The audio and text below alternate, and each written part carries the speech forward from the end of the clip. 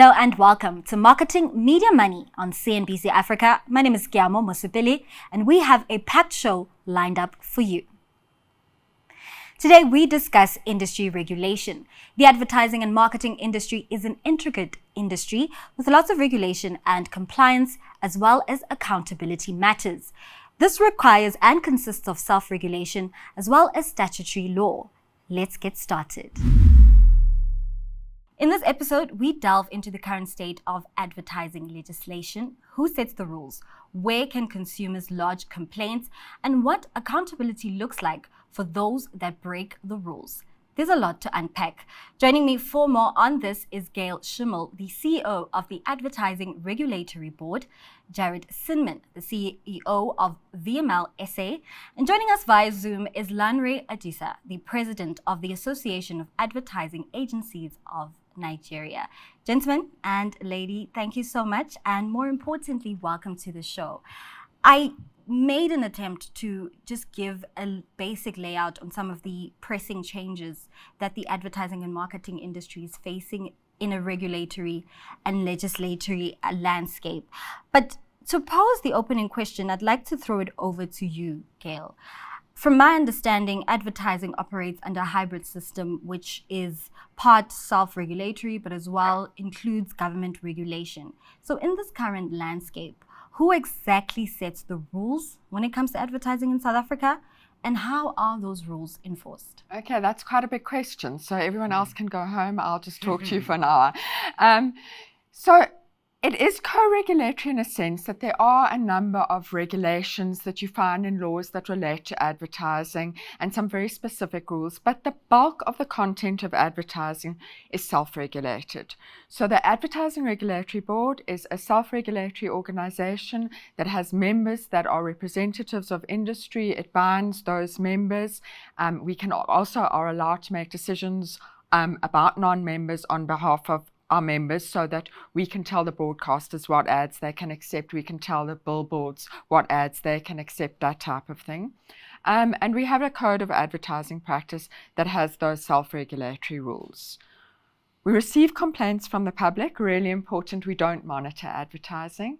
We can only act when we receive a complaint. We receive complaints, and if those complaints are valid, complaints, that if they meet that sort of primary criteria, that they are something that we can investigate, we will investigate them, we will issue a decision, and that decision is binding on our members. Sure. So you make mention that it's largely more leveled on the self-regulatory side. Would you say it's still effective in working in today's current environment? Well, self-regulation always has its limitations, but it also has advantages. So I believe very strongly that it is the most effective way of regulating advertising. It's also, this is important to understand, this isn't something that South Africa does off its own accord. This is how it's done in most of the world, except, as the Nigerian guest will explain to us, in the rest of Africa, they tend to have a slightly different model. Nigeria is probably the one where they have the most established alternate model, but in most of the rest of the world, we self-regulate advertising to a large degree. And like I said, there are areas that government does regulate. There are things that government does deal with. It is effective because it is fast.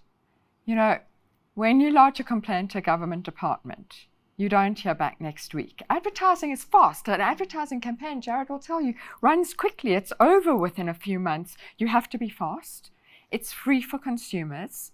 And because we're not a law, we're dynamic to change. So if you want to change the rules that are in the code, you don't have to go through that whole process that a regulation has to go through, open for public comment for 3 months, bill, white paper, blah, blah, blah, blah.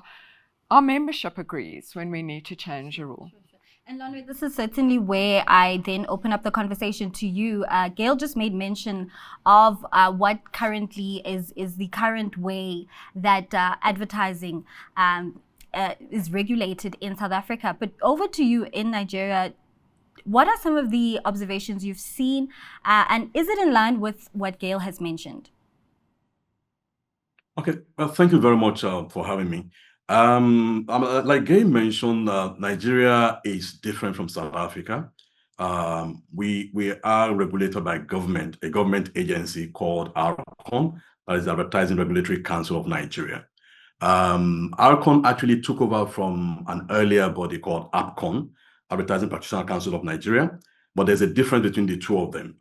Back then, APCON could only regulate people in the industry, but with digital and everything that we've seen, in recent times, ARCON is empowered to actually regulate every form of advertising on every kind of platform, be it traditional or non-traditional. So it's a different thing entirely. And I must say that regulation in Nigeria, government regulation in Nigeria, is just barely 32 years old because APCON came into being in 1993. Prior to that, there was some form of self-regulation, but it was not as smooth sailing as maybe what you have in South Africa. There were different sectors with different, views and opinions. It was kind of, bedlam. So it was the initiative of the key leaders in the industry to say, we would like to have some form of regulation. I would like to have some form of recognition from government, which led to the Decree 55 of 1988, which was revised in 1993, and that led to the birth of APCON. So that's what it's been in Nigeria. And yes, so advertising of all forms are actually regulated as we speak. Yep. Sure. And Jared, I'd really also like for you to weigh in. I saw you were in agreement with Gail in terms of how the benefits of it being a self-regulatory space is its ability and agility to adapt quickly to changes. So within yourself, especially speaking from agency voice, in this current environment, how do you then operate in terms of complying with this fast-paced and quickly changing landscape, while making sure you still meet your objectives? So I think the code that the ARB has is very clear. It's very human readable, so you don't need to be a lawyer to understand what the regulations say. And in general, it has been created with collaboration with the industry, and so it's very fit for purpose in terms of the kind of advertising that is and isn't okay. It protects, I feel like, everybody well in that process. And it's not actually that difficult to stick within the code. From what Jared has said and the collaborative approach that the ARB prides itself with the rest of the industry, is it safe to assume that compliance is where it needs to be as a result? That's a very difficult question. It's not 100%. You are always going to have rogue advertisers. Where those rogue advertisers are using broadcasters to advertise, compliance is 100%. We have excellent cooperation from the broadcasters. So radio, TV, you're going to get 100% compliance. Let's look at the worst case scenario. The poster on the tree at the stop street. There's nothing I can do about that. And then we have the middle ground, like websites, things like that. If it's a company-owned website and it's a rogue advertiser, it's very hard for us to pull that. And we have a whole lot of things in between that. What we see is the majority of advertisers in South Africa are ethical.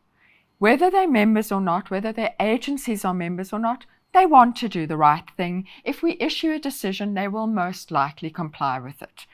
But in any situation, and this is the limitation of self-regulation, you will have those who don't want to listen, those who are actively running a scam. But what I would also say to that is that's difficult for any type of regulator to shut down. If you're a criminal, you're a criminal. You're not going to listen to government, you're not going to listen to self-regulation, you're going to carry on being a criminal. And where advertising is at its very worst, where it is a full-on scam, we're talking about criminals. Bad actors. Bad actors, yeah. So I would say, would I like to see better compliance with the ARB's decisions? Yes, I would. I would like to see a wider group of companies coming into our jurisdiction, coming into the ecosystem. Do I think self-regulation is working? Definitely, I do. Definitely. Well, Lonre, you've just heard from Gail where she paints the picture that in South Africa, a majority of our advertisers are ethical and are willing to comply. Is that the case as well in Nigeria? Yes, it is. But I think the challenge also has been that apart from licensed agencies, recognized members of sectoral bodies, what digital offers is a chance for everybody to get online and advertise. So we've had a whole lot of such cases. where, the public is being exposed to things that might harm them eventually because of these unscrupulous advertisers. So one of the things that has happened is that the law actually enables ARCON to actually go after any such person, whether a big time or a small time operator, so to say. So compliance to a large degree, awareness is much higher, and people are actually comply now. Even some established brands have had cause, to be reprimanded, so to say, by ARCON, owing to some of the things that they exposed. At the beginning, ARCON did not even venture so much into digital ads until we had one or two instances where, because again, you have to look at the context of Nigeria. Some things are very sensitive, issues of religion, ethnicity, and stuff like that. So when people do things that really lead to pent up, emotions, and that could actually lead to chaos, that's where, such regulators come in and are able to put some order in place. But I do agree, yes, there are advantages to self-regulation as well. I won't lie about that. But you've got to find a middle ground of sorts, in terms of, how do you ensure compliance and how do you ensure that people are ethical? Yeah. Jared, you made mention of the effect of AI, and I can't help but also think within Gail's response that there are certain sectors or certain parts of advertising that are easier to keep abreast of and monitor versus that in a fast-paced environment like generative AI, like deepfake, like some of these things that are coming out. Would you say the current regulatory framework is keeping abreast of all of these changes? You are seeing ads that are coming from international advertisers that could be anywhere in the world. And that is, again, it's impossible for a South African-based regulatory body to do anything about that kind of stuff. So I think it's as good as it can be, but in a modern world where the tools that people have available are so global, it's very difficult to control the messaging that goes out. Sure. And control the influx of the many ads that they're exposed to, right?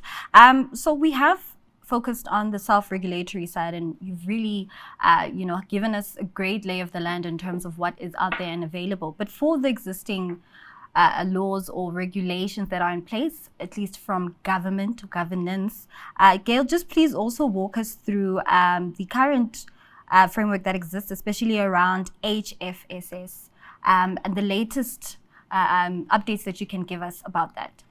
Okay, so HFSS, for anyone listening who doesn't know, is foods high in saturated fat, salt, and sugar.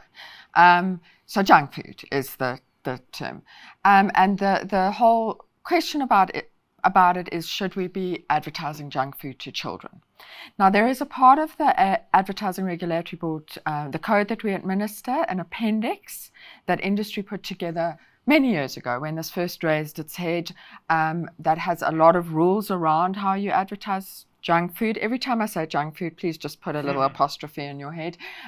Junk food to children, and the ages that you can do that. And at the time, it was in line with international norms. It has now fallen a bit behind, and it is one of those aspects of the code that we're revisiting.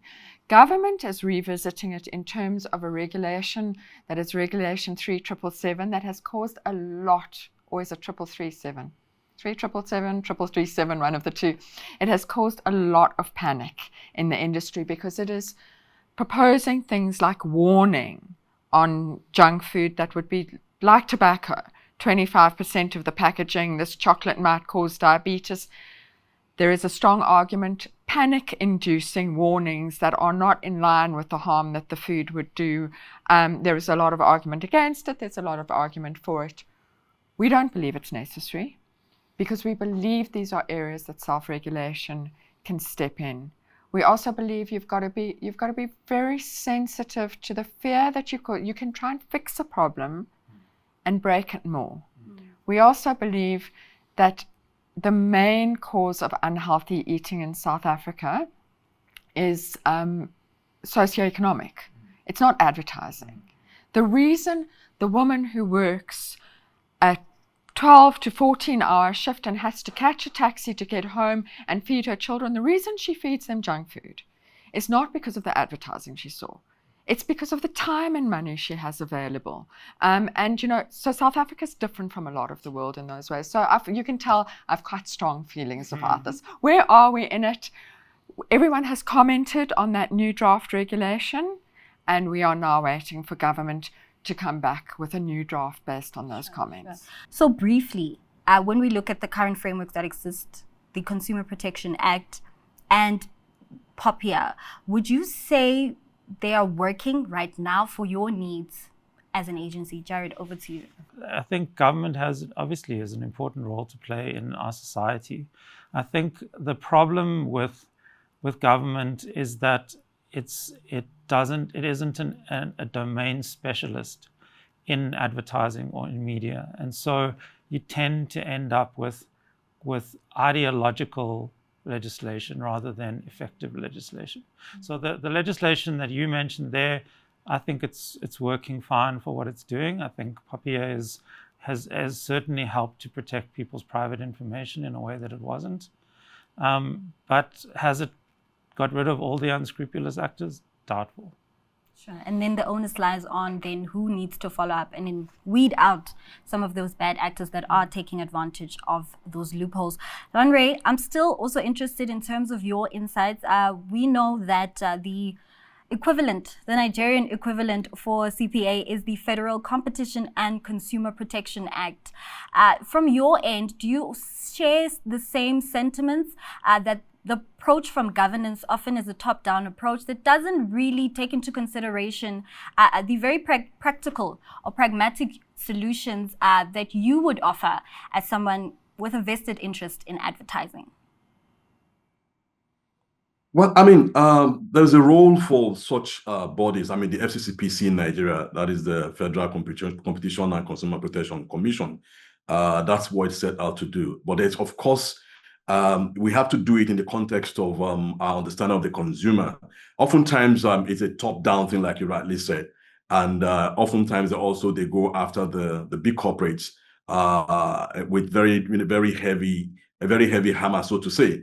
But I think in reality, when it comes to protecting the consumer, there's a bigger role for us as people in our industry, and also working with the regulators in our own case, because when we do have such instances, we can actually make cases and appeal some of those things as much as possible. But the things are beyond, core consumer things like issues of competition, as we found with FCCPC, going after certain brands like DSTV in Nigeria and the like of them. That's beyond our remit, so to say. But the things to do with the consumers, where the case is, for instance, the other body in Nigeria is also what we call NAFDAC, that is the Food and Drug Agency, which also has authority over things to do with food and drug. And there might be a challenge of double regulation because certain things have to pass through NAFDAC and also come to ARCON. But this is where we come in as the agencies in between to see how we can make cases to ensure that those so-called draconian laws don't really, get in the way of communication. Yeah. Sure. So, Lanre, I mean, you've given quite an extensive, insight into the laws that exist, and from an outsider looking in, it seems like, all that needs to be in place is already there for the protection of the consumer.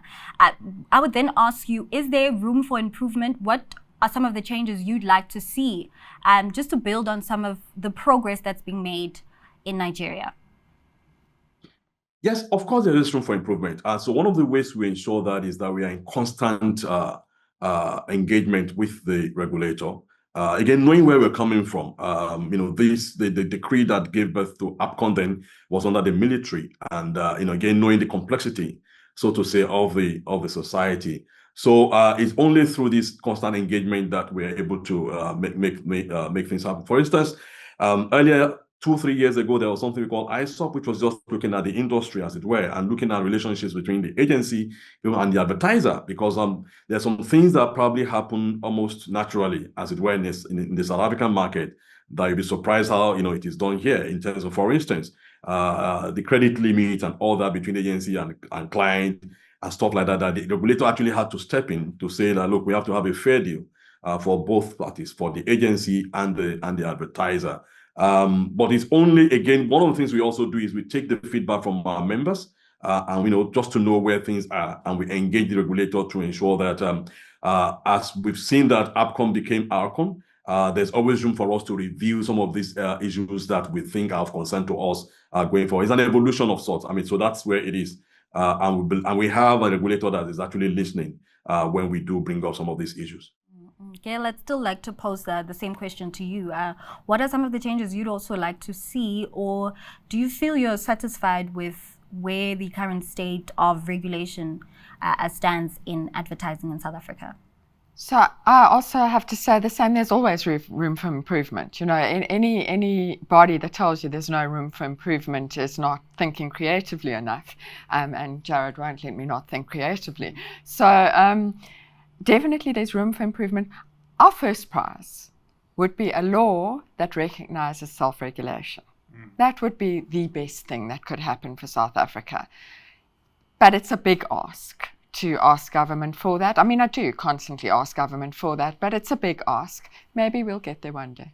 You want to add in? Yeah, the thing I wanted, that I've been sitting here thinking is, because you asked a question, is the consumer sufficiently protected? Yeah.